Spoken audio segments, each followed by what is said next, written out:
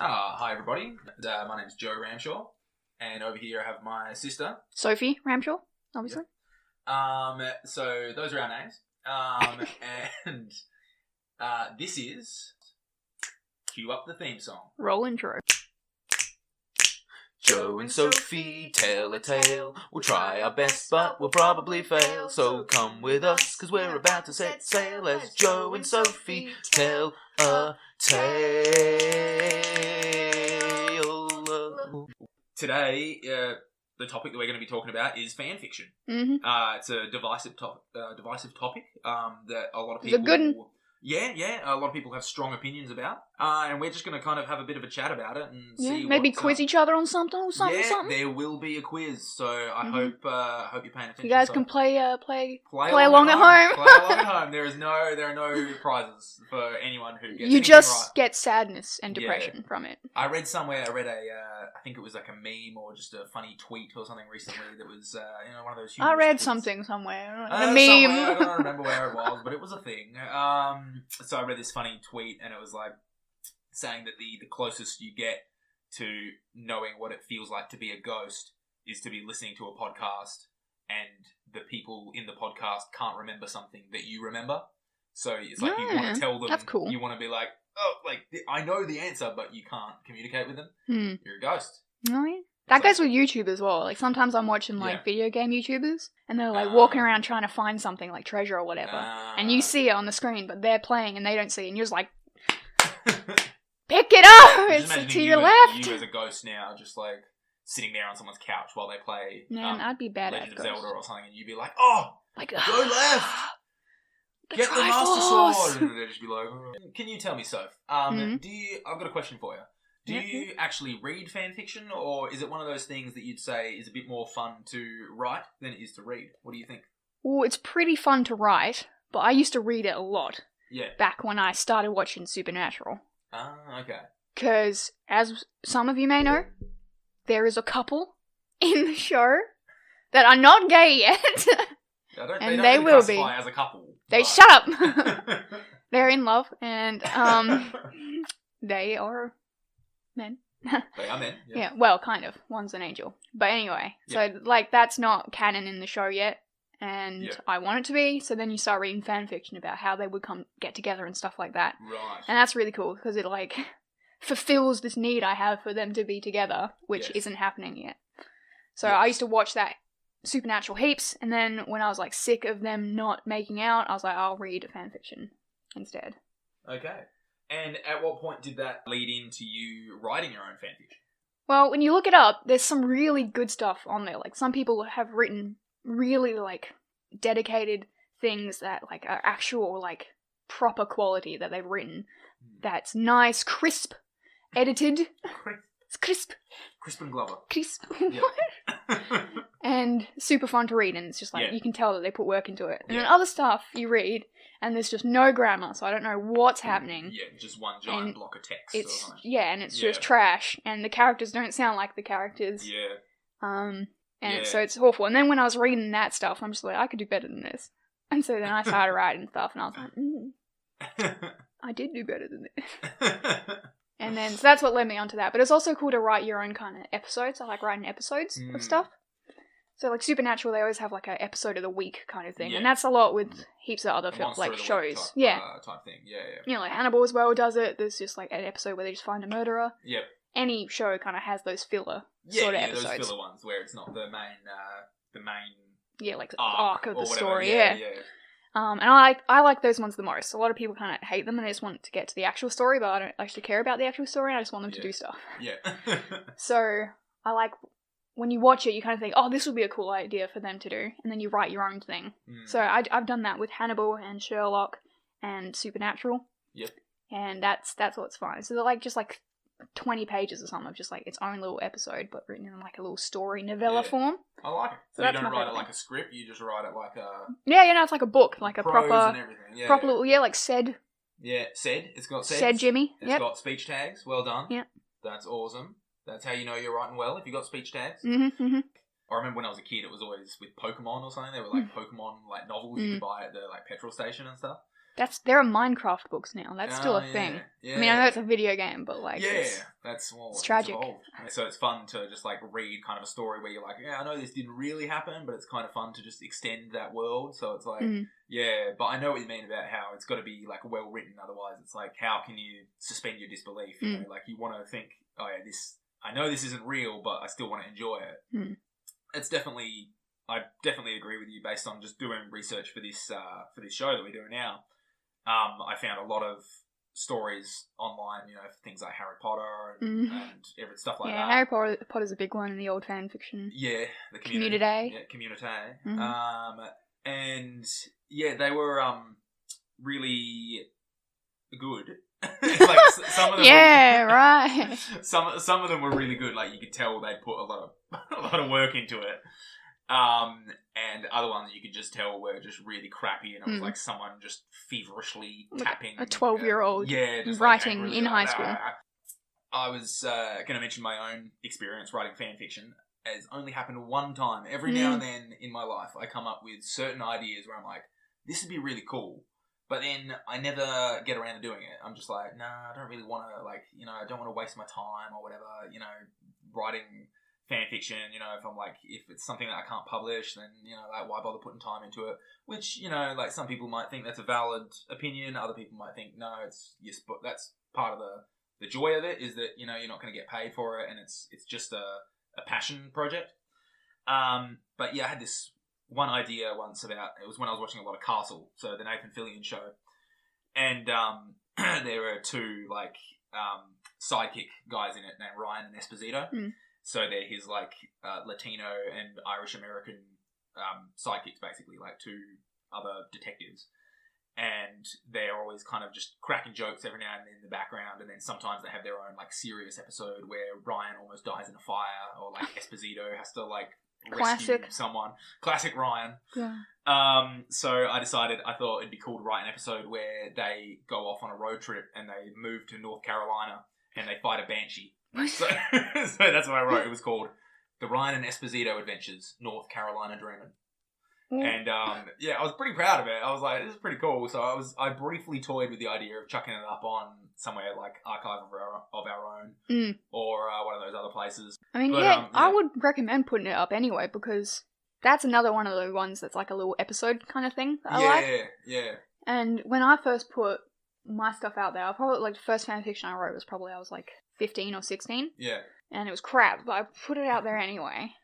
And then all these people, like, commented on it or something. They were just like, oh, this bit was funny or whatever. Yeah. And it's just fun because, like, there are other parts of the community who also love this show, and they're watching it, or they're reading it for the same reason that you wanted to write it. Yeah, that's right. And then, like, I'll look back at it now, and it's got, like, thousands and thousands of, like, reads, or, like, people have read it, and I'm like, I can't believe actually that many people have actually read this trash. I know, it's so great. Like, I'm really happy about that. And, even though, like, not every one of them comments on it or whatever. Yeah. But it's still cool to think, oh, my work's actually been, like, read by all those people. I didn't get paid for it, obviously, because it's like copyright and stuff. Yeah. But it was still nice. Like, it's just a cool feeling. No matter what you write, someone out there is going to want to read it, especially if it's got to do with like a show or a film or a book. Yeah, exactly. Well, that's the thing, is like, people go, if you have your own original idea and you manage to get it published through like a traditional publisher or whatever, you might necessarily get paid. Like, you know, it might not be a huge amount or whatever, but you might get some advance from the publisher or whatever. But you might not necessarily get a huge audience. You might not get rocketed into superstardom or whatever. You might not become the next writer who people want to write their own fan fiction stories about, like your characters. But if you write fan fiction, you don't get any of that money. You don't get any of that other stuff. But you still get that audience. Like, that audience is already there because they're already sort of looking for new content with those characters and stuff. Yeah, it's cool as well because people who write fan fiction obviously love what they're writing about. Like, even the weirdest stuff that you've ever written, like... Snape Rape. Yeah, Snape Rape, that one. Snape Rape, yep. That was fanfiction I think you read this morning. I just read this morning, yeah. It's a very disturbing story. I think maybe Snape Rape is maybe not 100% accurate, more like Snape statutory rape. Or statutory Snape Rape. Yeah, that one sounds better. I like statutory that. Snape Rape. That's a good one. Yeah, because, you know, Harry was the rapee, And Yeah, obviously. He yeah, looks like very, her very mum, cool. right? His mum. Yeah, exactly. Yeah. Yeah. Oh. And I didn't realize it was so layered. Yeah, it's genius. this is I one have of to the good reread it. Yeah, so he was, as he was kind of into it, so it's like, but at the same time he's like 14, so it's like no one should have written this, and also I shouldn't be reading it, and I'm probably going to get arrested if someone finds it on They my do computer. have tags on They do, yeah. So, I've seen that. Yeah, so like there is an underage tag. I did. There was on there actually. Yeah. No, you clicked it. you knew it. I knew what I I was going accidentally, into. I accidentally did that with my first one as well, but You I clicked it as underage. Or... yeah, Ah. because I was just clicking like stuff on there, just like like Destio, Dean, Cass, blah blah blah, like episode, one shot, like all the stuff there is. So if people look it up, they could find it. But I accidentally Yeah. put the tag in there that it was underage as well because I didn't know what it meant. Yeah. And then I got people It's commenting like, clearly not "Why good. is this underage?" And I was like, "I don't know." You had like weird people looking for underage stuff. I It's didn't think like, about that really. What like, is this? This isn't underage. This isn't underage, damn it. I've got a big question for you. Yeah. Big $1 million question. Oh, yeah. Will you give me $1 million if I answer it? No. At the moment we don't have the budget for that, but I can give you some of the lollies out of this small bowl. I've already been eating. Okay, deal. Okay, so this is my big question. Do you think writers of fan fiction should be able to have the opportunity to get paid for what they write? Well, yeah, definitely. I think well, it would be so hard to go around that because of obviously all of the copyright Laws. stuff. But do you think that But they those- would, like, yeah, like some of them, some people consistently put out like a chapter a week or whatever of the fan fiction, and some of them are really long. Though, like, there's this one Destio one, which is set in an AU, which is called, I think it's called Twist and Shout.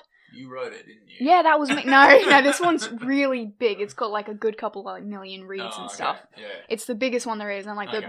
the writers of Supernatural and stuff, and the actors have actually said, "Oh, like yeah, we read it." Oh, Like cool. people That's know awesome. about this one, and it's like a proper book length thing, really high quality. And this person would consistently just like publish it, and people would come. Like loyal people would read it every single time, and I think if you're doing something that hardcore for nothing, that's kind of lame. Like they obviously just did it for the fun of it, but it would have been like kind of just cool as well to just give him a bit of money for it because like that's hard work, and a lot of people were reading it, and a lot of people. Yeah, and I feel like at some point it becomes like it's like a hobby because of the copyright laws and everything. It is positioned so that it's like it can only ever be a hobby. It can't ever be a hobby that you can turn into a living, like Oh well, can't be, but like can it, or unless you go to write for the actual show Supernatural or something. Yeah. Oh well, like, that's happened in like gaming and things like that. But Yeah. I mean that's not. I don't think that has happened yet Yeah, in the fanfiction community. yeah. But some stuff has been like the notorious chick who wrote not Twilight, 50 Shades of Grey. E.L. James. Why do you know that? Everyone knows that. I It's didn't- the highest I didn't grossing know author that. of all time. Oh, Apart that's from J.K. Rowling. so and sad. probably quite a few Yeah, others. and She's all quite, of the other she's quite people. rich. Yeah. So I mean, that 50 Shades of Grey literally started out Yeah. as a Twilight fan fiction. Yeah, true. And you can tell that because of how creepy and rapey it is. Yes. And yeah. I mean, I've only watched Twilight a couple times. I hated it. Yeah. You like it? Some reason? I like the first movie. The first Twilight movie is a solid movie. It's a great movie. I saw that at the cinema with Mum, I our also mum. saw it at the cinemas, yes. It was so bad, and I don't know why I was watching it with Mum, but I would have been like 13 or whatever, so I'm like its prime audience, but I wanted to fall asleep, and I usually enjoy like any film. Did you fall asleep, or did you just want to? I wanted to fall. I tried to. It didn't work because it was too obnoxious. Counting sheep? Like... It was like, counting, what's his name? Counting Robert Pattinson. Counting Robert Pattinson is what I was going to say. One Pattinson. It's just one. It's too many. I thought there was going to be more Pattinsons in this movie. How many do you eat? At least 3. But that film was not fun, and it was really creepy, like the dynamic between Kristen Stewart and Pattinson. Whatever. Pattinson, yeah. Is Buscemi. Steve Buscemi. People say Buscemi, and that ain't right. That's not right. Steve Buscemi. Now you see me. Now you don't Steve Buscemi. No!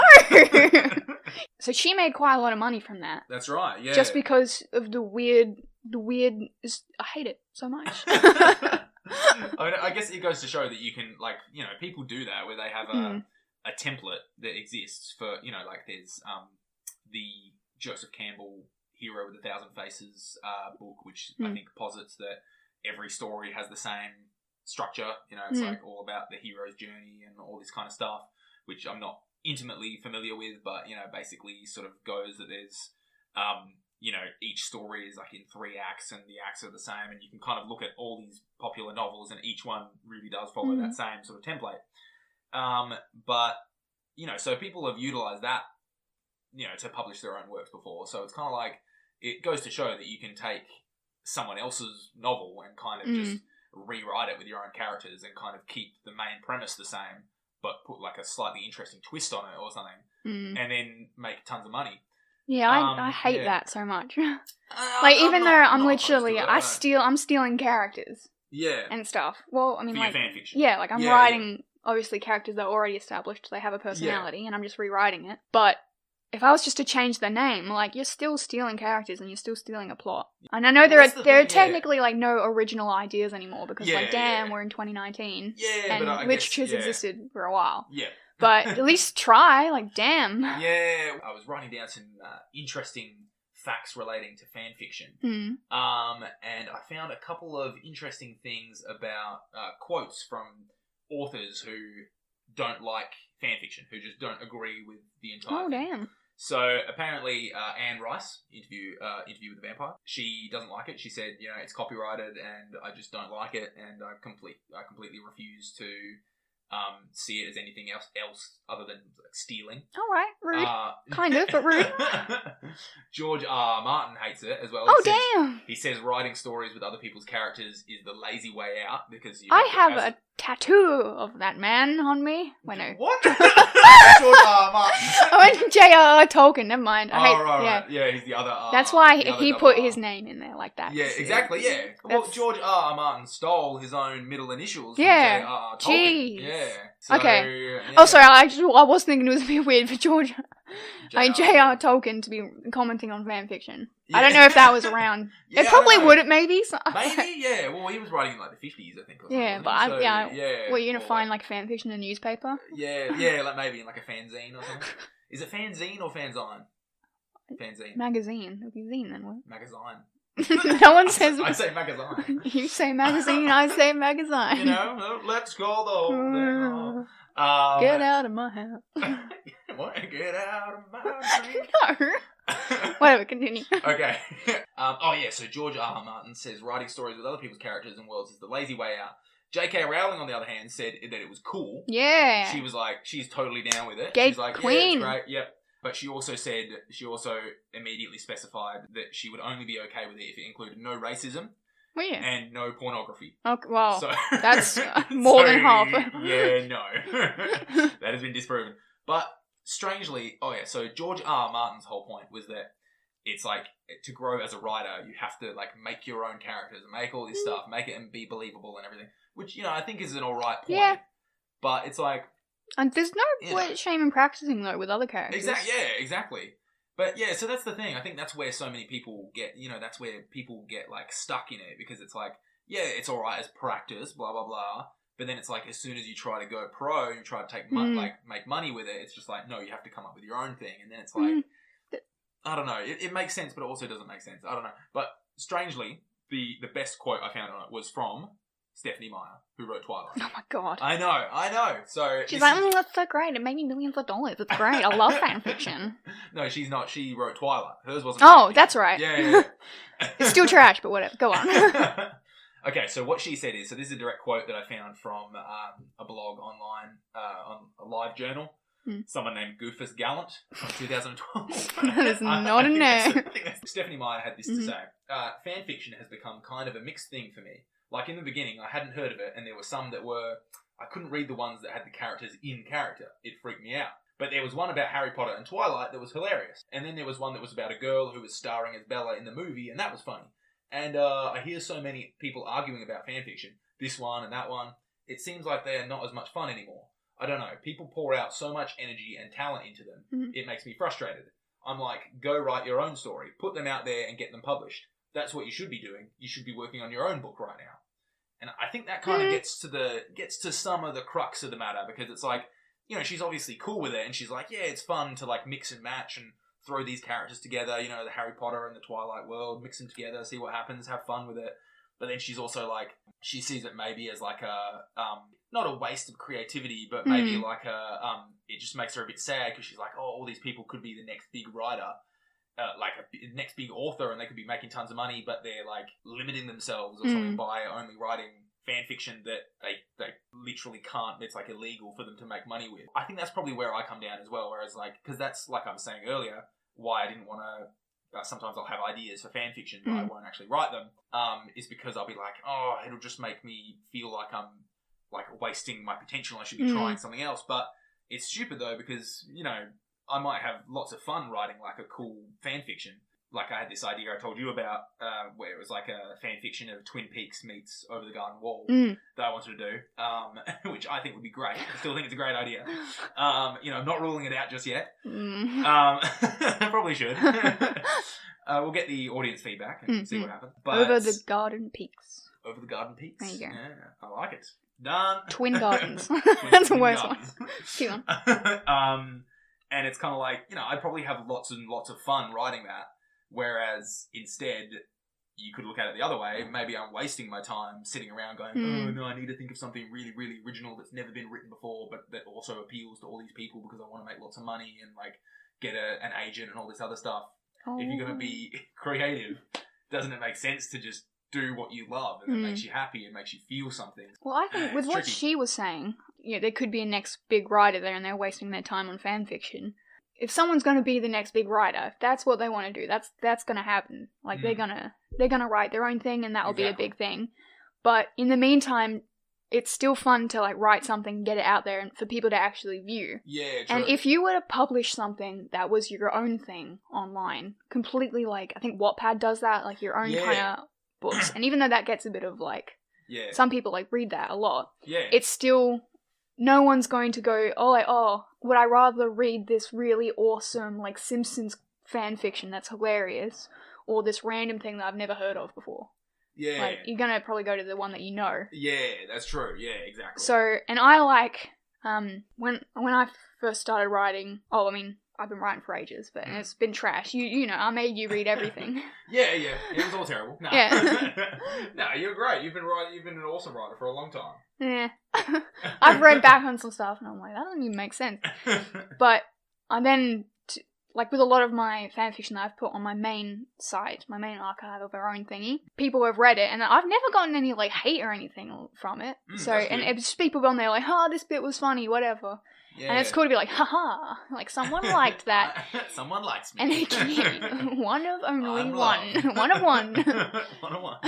And then that like gives you a bit of motivation to like do your own stuff. Because then I also write my own stuff.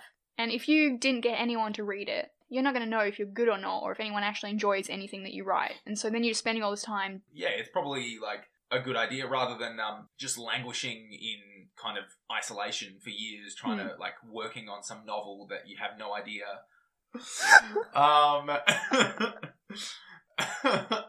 No, I mean like you could like write for years and you know be so into your own the world of your book. And then send it out and then get one little bit of bad feedback and just be like, my whole life has been wasted. I'm just giving up on this. But if you're, doing things like, posting online, like little fan fiction type stories that you've written and you're getting all this instant feedback, that's probably going to make you think like, I'm a really good writer. Like I'm getting a lot of feedback. I should try and work on something original and send that out and like see what happens.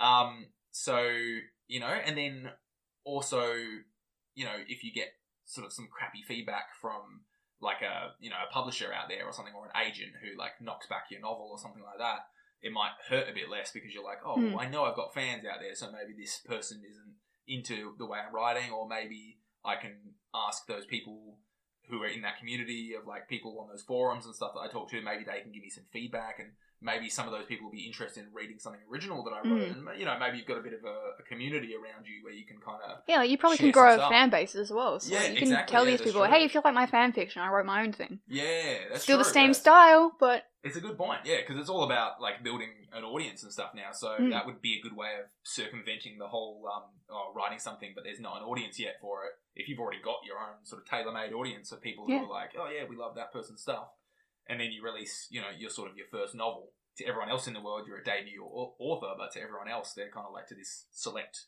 group on the internet, they're kind of like, hey, such and such has finally done it. They cracked the mainstream medium. It's time for quiz time! Yes, that's right, people. We're going to try a little something here at Joe and Sophie Tell a Tale called Quiz Time. Very original title. Yes, thank you. So the way it's going to work is Soph and I are going to take turns quizzing each other. We're going to give each other a quote, and the other person has to guess whether that quote comes from a real-life work of fiction or from a fan fiction. So let's see what happens. So, Soph, you're going to take us off? Alright, we're starting off deep here. Yep, hit me. Mario went to Sonic's ear and whispered, I love you. He didn't hesitate in kissing back, blushing and purring a little. Is this A, from something called Sonic X Mario Part 1 by dog-scat 1500, or B, from Mario and Sonic at the Winter Olympic Games, released for the Wii in 2009?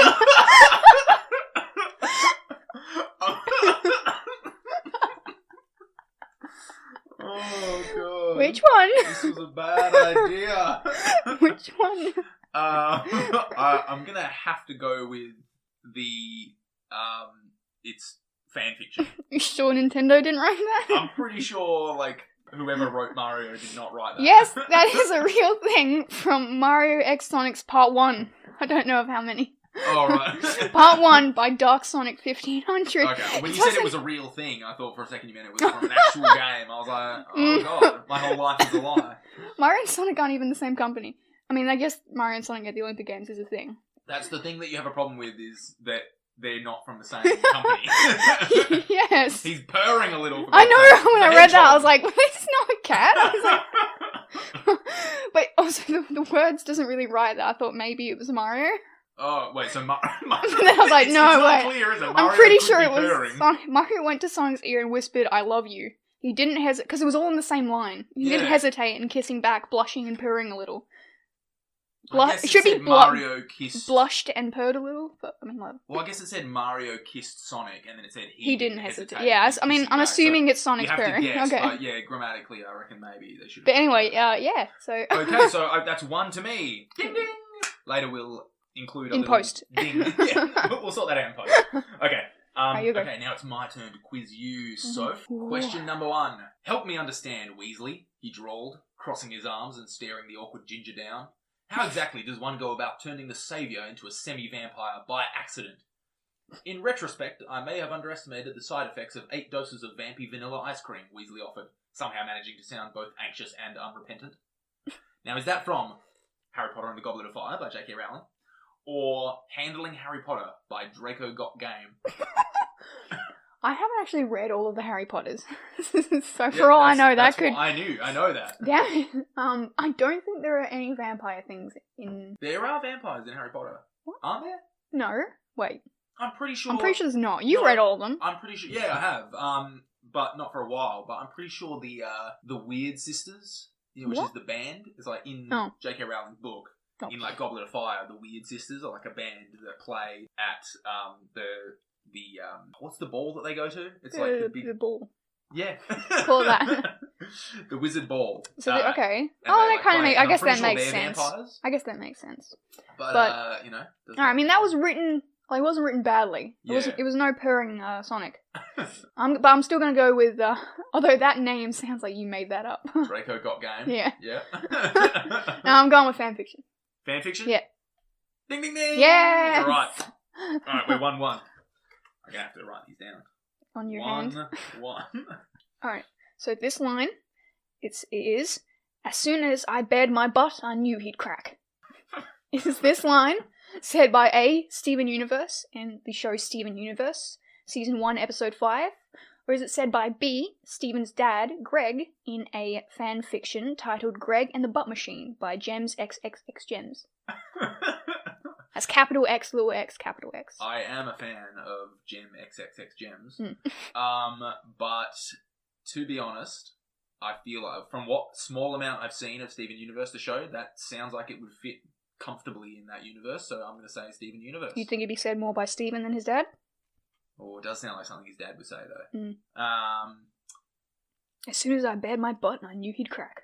But it sounds like a line from the real show. All right, I'm going to go, all right, you twisted my arm, I'm going to say it's fan fiction. It was real! Oh! Season 1, Episode 5, titled Frybo. Stephen takes off all of his pants to kill this fry monster, and it jumps at him naked, and then they're like, oh yeah, you did it. He was like, as soon as I bare my butt, I knew he'd crack. You're on 2 points at the moment, and I'm on 1. Okay. Wait, how am I on? Oh, was that not the first one I did? Wait, that was the first one you did. So I'm on 1 and you're on 1 still. I'm very confused. I'm not at all keeping correct score on this. We did. Okay, so how did it work? I've got 1 point. Oh yeah, and you've got 1 point. Yeah. No, you just didn't answer that one correctly, so there's no point to you. Okay, yeah. You ready for your next one? Yep. Have you heard the news, sir? He gasped. At the Cunninghams, sir. Burglary! Cried the Colonel, with his coffee cup in midair. Murder! The Colonel whistled. By Jove, said he. Who's killed then? Is that from The Reigate Squires by Sir Arthur Conan Doyle? Or The Jolly Happenstance at Cambridge by Sherlockian 67? Would you like me to read it again? Do you know that the fandom of Sherlock are called Sherlockians? Maybe I do. Does he know that and would make up that fake name? What are the questions? I mean, the answers again? What? Wait, what's the answer to the question again? What was the answer? No, what are the options? The options? The Reigate Squires by Sir Arthur Conan Doyle, or The Jolly Happenstance at Cambridge by Sherlockian 67. The Jolly Happen. I'm gonna go with that. I don't think it's real. You think it's from a fan fiction? Yeah. It's from a real short story. God damn you, Arthur Conan Doyle. I know, he's damn good. He knows what he's doing. He believes in fairies. He does. It is true. Damn him. It was up to the Powerpuff Girls to stop Obama. Was it from a Powerpuff Girls reboot in 2016? You know, that big one came out and they looked a bit weird. I do recall. Or B, an untraceable fanfiction. An untraceable fanfiction. As in you couldn't trace it. You couldn't find it. Or I couldn't think of a name to write for the person. Wait, so that was real? Is it? I'm gonna say yes. It was up to the Powerpuff Girls to stop Obama? That can't be real, but I'm not having much luck, so I'm gonna say that's real. It's from the reboot. You sure about that? Yes, that's what I'm saying. No! Oh my god. No. Damn it, I thought they were finally going to stop Obama from whatever he was doing. I feel like, even though it was 2016, so it would have been... Was that? Yeah, Obama was then. Obama was president in 2016. Yeah, so it was like the right time area. That is when the reboot came out in 2016. Yeah. But I don't think they would stop him. Yeah, I feel like they'd be on Obama's side. He'd be a good guy. Sure, yeah, he definitely. He'd be good. He'd be teaming up with he'd be fighting X. Trump. He'd be fighting Trump. Is it Professor X in that show? No, it's like Chemical X. They put Chemical X is the chemical they put in, but the Professor's just called the Professor. The Professor, that's right. Yeah. And he is fabulous. That's right. He is amazing. I love that man. Girls. All you know these right. things. I can't do a voice. But yeah, no, but I couldn't find the person's name or anything, so. Yeah, okay. Untraceable. Okay, so that's me. So I'm still on 1. I'm still on 1. You're still on 1. Alright, this is a tie. I don't know how. How many do you have altogether? You didn't get that one, 4. Oh, I've only got 4 as well. Alright, good. Okay, so this is your last one then. No. Ready? Yeah. Oh wait, no, I've got 2 more. No. Keep on. I'm going to do this in the voice, and it has a large pause in the middle. So Okay. It's not about the bunny. Is it about the bunny? God. Is that from Twin Peaks: The Return, Part 3, Call Call for Help, or Dale Cooper and the Perplexing Easter Egg Hunt by Tandem Fandom? I thought you were trying to do Keanu Reeves. It's a pretty good Keanu. Oh, well, no. It wasn't meant to be Keanu Reeves at all, but I'm happy that it turned into a solid Keanu. Yeah, I bet that's real. You reckon that's real? Yeah. Wait, which Twin Peaks? Twin Peaks: The Return, yeah, the Part Return, 3, okay. Call for Help. I haven't seen The Return. That was pretty ridiculous. Or is it from Dale Cooper and the Perplexing Easter Egg Hunt by Tandem Fandom? No, oh yeah, okay, fanfiction. Yep. Fanfiction? Yeah. Ooh, no points for you. What? Oh my god, Lynch! Yeah. What happened to you? Another Is it really? classic Is Lynch it that? quote. Is that dramatic pause that bad as well? Is it? Yeah, it's like that's a minute. I was almost gonna say that was true as well. Oh my god, here's my last one. Okay, give it to me. Okay, so this is like Steve Buscemi talking Okay. because it doesn't make that clear because it's not really like writing thing Okay. with a voiceover. So it says, I can't do Steve Buscemi because like, I just want Adam to love me. He sobbed, leaning in and hugging me. I smelled him and hugged back. He smelled like melted tires and dog-scat. Is this A from a fanfic called My Baby Steve by Classified? What? Is it just a Steve Buscemi Or fanfiction? is it B from Unbreakable Kimmy Schmidt, so that show, season 4, episode 9, and he's playing himself? But why would it have the, like, he said and everything? Like, there's voiceovers in that show. What up? Oh, okay, yeah. So which one is it? Either fanfiction My Baby Steve or Unbreakable Kimmy Schmidt episode 9. Season 4. I haven't seen much Kimmy Schmidt, so I don't know if Steve Buscemi comes into it. He could well do. He is in 2 episodes. Is he? Oh, okay. I'm gonna go with the fanfiction. My Baby Steve by Classified. Classified, yeah. Yes! Fanfiction, yay! I'm on 2 points. I read half of it last night. So is it literally just a Steve Buscemi fanfiction? Yeah. It's like someone like just writing about adopting Steve Buscemi or something. I can't remember. I think it was adopting him, but I read like the little like blurb bit. I read the blob. I read the blob. It's all good. I read the blurb, and it was just like, I just really love Steve Buscemi. Oh, poor guy. It's okay. I think it was, I can't tell if it was a chick or a dude, but That's anyway, a it was. But I don't know if he loves him. Why is he saying he smells like melted tires and dog scat? It's so horrible. Not just like dog poop, but like literally scat. Poor Steve Buscemi, man. He's had an. I know. Like I love Steve Buscemi, but everyone hates on him. He's pretty weird looking. But I don't know who Adam was either. I didn't read that bit. But I just want Adam to love me. So there you go. As I said, some of it's a bit weird. Oh. That one was written well, though. Actually, like it was good. It's bizarre, but like, it's quite it was well horrible written. and traumatizing, but it was good. Like it was written well. So those are my 4. That's amazing. Well, I'm sitting pretty on 2 points. If you answer this next one incorrectly, I win. Oh. If you answer it correctly, then we're on a tie, and I don't know what happens. We have to fight to the We death. have to fight to the death. Yeah. Have to throw dog-scat at each other. Okay. Context for this next one. Mm-hmm. It's Champ talking. Champ Kind. Mm-hmm. And he is talking about the word homosexual. Mm-hmm. Okay. I was working on my Champ voice beforehand. All right, ready?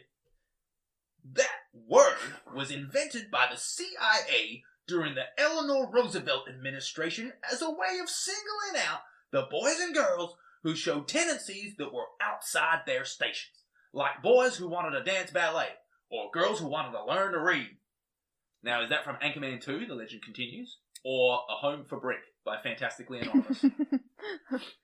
Oh, I only saw the second one once. It's a beautiful movie. I didn't like it very much. I did. I liked the first one. I'm actually surprised it was passed over for the Oscar that year. The Oscar. Just for best movie of all time. Yeah. A Brick was pretty fabulous, but he always is. Alright, let me think. So, Anchorman 2 or A Home for Brick by Fantastically Anonymous. So I know that Champ is pretty gay.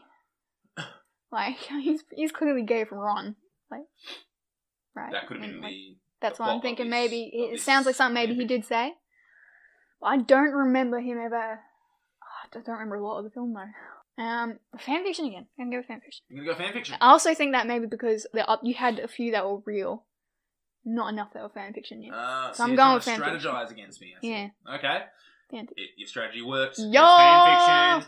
Yeah. Yo! That's So, how I passed school. I mean, I didn't because I quit, but primary. Okay. No, well, so we're even then. Yeah, so we're even. So I guess that just ends on an anticlimax. We Yeah. just go about the rest of our lives.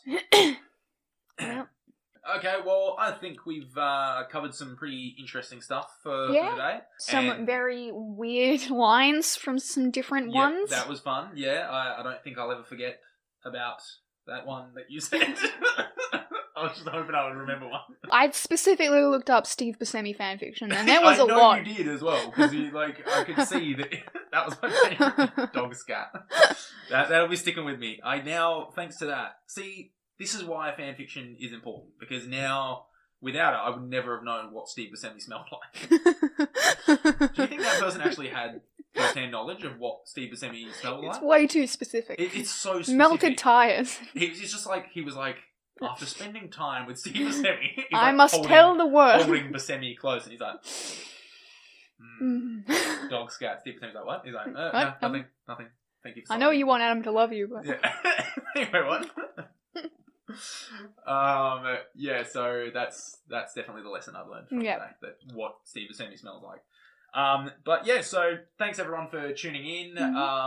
I know our podcast is probably a little bit rough at the moment. Tune in next week when we're going to be talking about Richard Lehman, one of horror fiction's most polarizing figures. So that's going to be fun. Talking about everything to do with him, his books, why he's a bit weird. He's a bit problematic. Well, tune in next week when we'll be talking about that. So I've been Sophie. And I have also been Sophie. He's wearing my face. Took a dark turn. Alright, guys. Joe out. Soph out. Joe and Sophie don't tell tales.